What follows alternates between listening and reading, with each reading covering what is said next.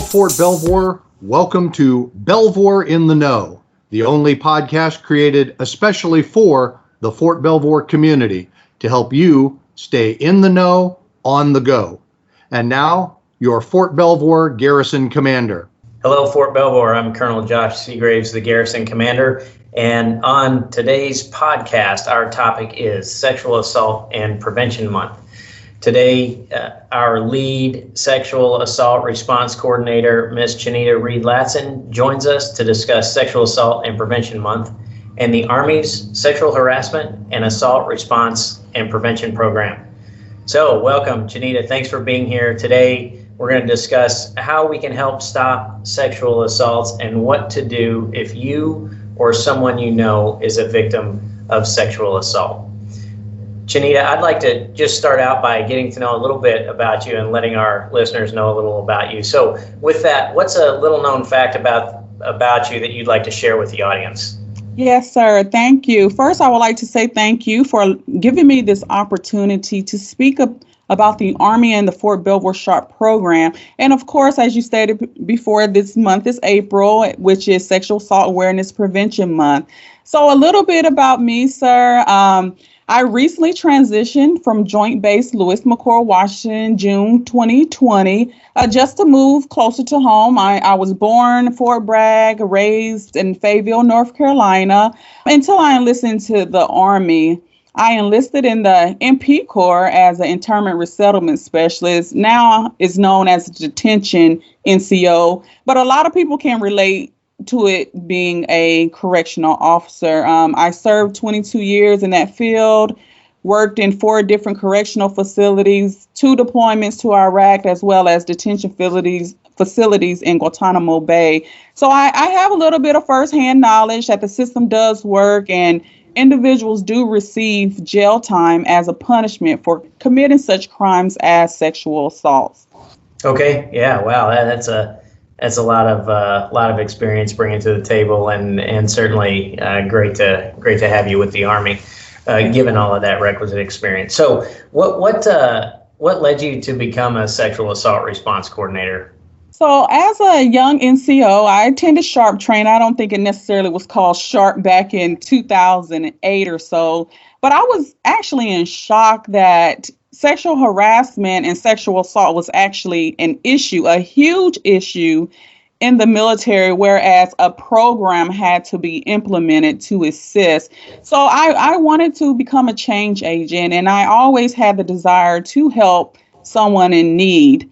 So I have been in the SHARP field for a while, since 2008, and I served in various positions as a service member within the SHARP program, ranging from a UVA, which was an old term, when the program initially kicked off, a victim advocate. I was a battalion collateral duty SARC as well as a brigade SARC. And now I have the opportunity to be an installation SARC. So that's what kind of led me to become a sexual assault response coordinator, just to assist those in need.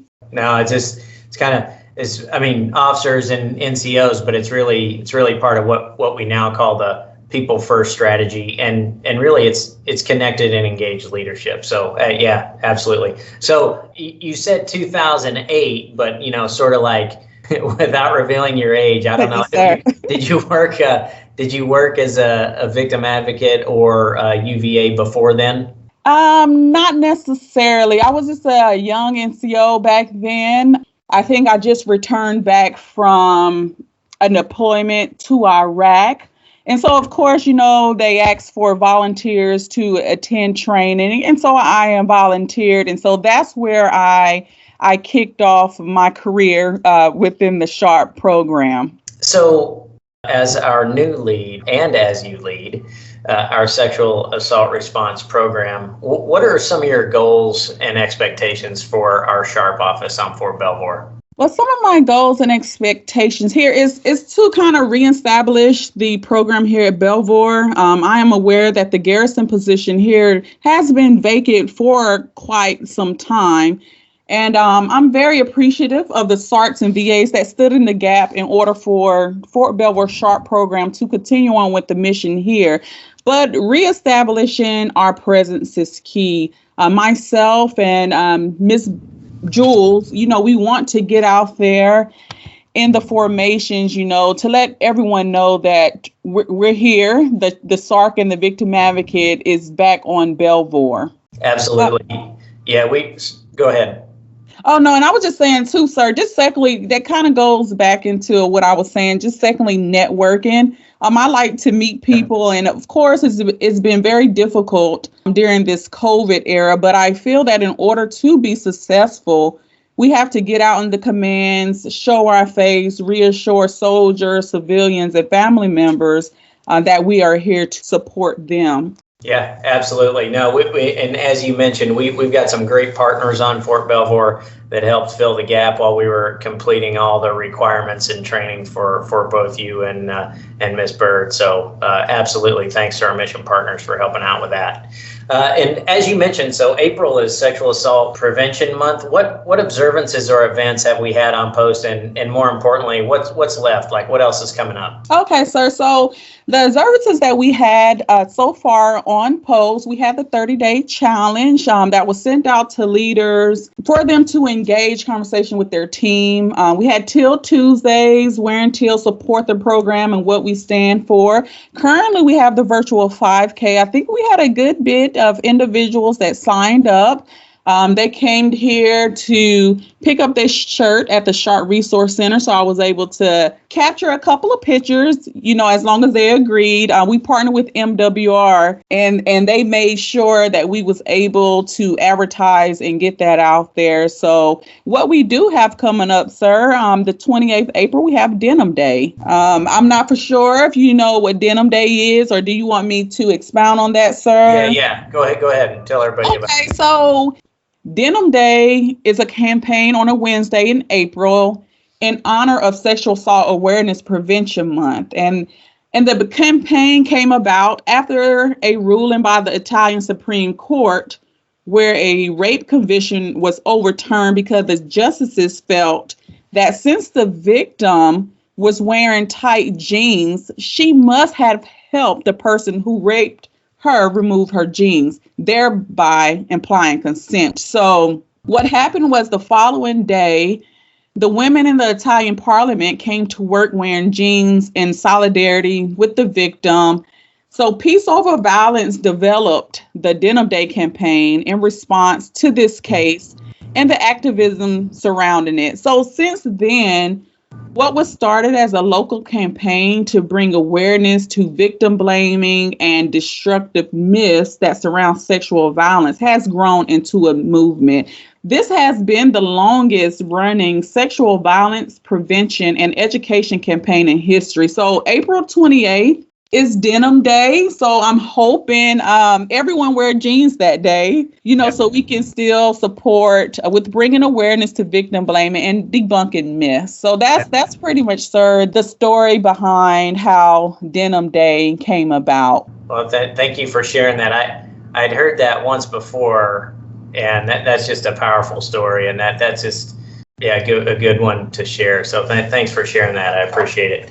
Yes, and so what's your takeaway from that is wear your denim on the 28th. Wear your denim, yes, sir. Okay, so our Sharp Facebook page. I've noticed some posts about Sexual Assault and Prevention Month, the 30-day challenge. We just talked a little bit about one of the other events. Can you talk a little bit about the 30-day challenge for a minute? Yeah, so the 30-day challenge is pretty much statements or conversation starters with leaders and their team, squad leaders, team members, or even family members can actually, have use these questions to talk maybe with their kids or peers or co-workers and so forth. So every day I try to post the challenge of the day on there so individuals can bring some awareness and prevention to Sample Month. Yep, absolutely. I think things like that, like Sharp, like the diversity and inclusion, like the extremism training, those things kind of come down to what we talked a little bit about before, and that's people first, and it's engaged leadership. It's leaders. And it's leaders at every level. It's family members and soldiers that are willing to have those conversations and talk about the importance of these programs. So yeah, I think that's a really good one, and a good way just to not only maybe start the conversation in some areas, but also just continue the conversation in others. So good. Those are good posts. Thank you for doing that. Thank you.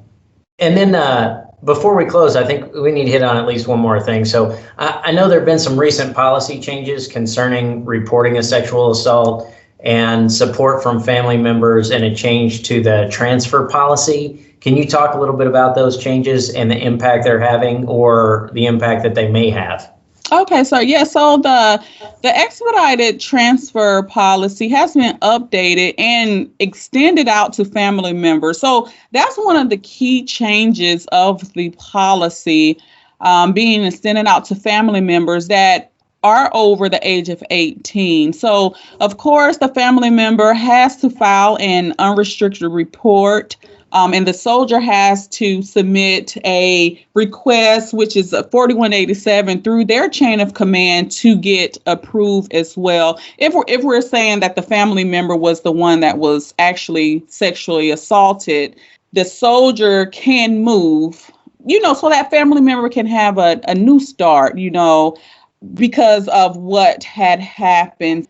That's one great change for the family member as well as the soldier in order to move together. But of course, once the soldier sends everything up, the chain of command has to approve it. And then, the SARC is involved with just engaging with the family member to ensure, just to provide that case management piece and advocacy to ensure that this will be a smooth transition for the family member and the soldier. Yeah, absolutely. No, I think that, not that my opinion matters on it, but I think that was a good change to the policy. And I think it's an important one that commanders certainly consider reporting if anyone has an unfortunate event in their family. So yeah, that's good. Yes. Thank you. Thanks for the update there. Yes. Okay. Well, thank you, Janita. I appreciate everything today. I appreciate you joining us and all of your expert knowledge, as well as your service and background knowledge. And we are grateful to have you on the Fort Belvoir team. I'd like to encourage our listeners to get involved and show your support for the SHARP program. So go to and like the SHARP Facebook page. It's at Belvoir SHARP. Participate by reading and putting into practice the information given in the 30-day challenge that Janita talked about. And for the runners in the audience, sign up for the SHARP 5K. Remember that sexual harassment and sexual assault simply don't belong in our Army. For all of our listeners, we've come to the end of another podcast. I'd like to once again thank Ms. Janita Reed-Latson and our Fort Belvoir Garrison Lead Sexual Assault Response Coordinator for joining us today. And as always, thanks to our listeners. And finally, remember, don't forget to download the Army's Digital Garrison app. Make Fort Belvoir your installation of choice. Connect with us on our website and Facebook page for all things Belvoir. Wash your hands, wear a mask, and watch your distance. And if you're eligible for the vaccine, I encourage everyone to get that when you become eligible. Thanks for joining us. And from me to you, now you know.